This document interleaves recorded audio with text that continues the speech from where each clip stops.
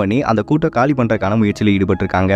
தண்ணியை ஃபோர்ஸா அடிச்சு அந்த பறவை கட்டின கூட்டை கலைச்சிருக்காங்க.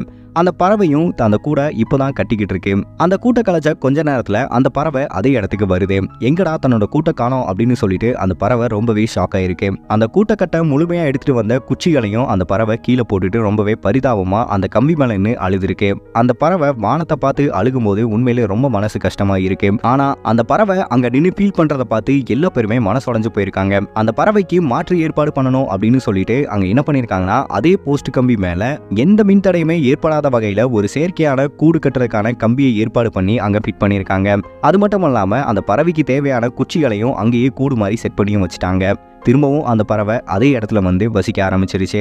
இப்படிப்பட்ட சம்பவத்தை பார்க்கும்போது உண்மையிலே பெருமையாக தான் இருக்கு. மக்களோட பிரச்சனை தீண்டா போதும், அந்த பறவை எக்கேடு கெட்டு போனா என்ன அப்படின்னு விடாம அந்த பறவையும் நல்லா இருக்கணும் அப்படின்னு சொல்லிட்டு அதுக்கான ஏற்பாடு பண்ணி வச்சதை பார்க்கும்போது உண்மையிலே பெருமையா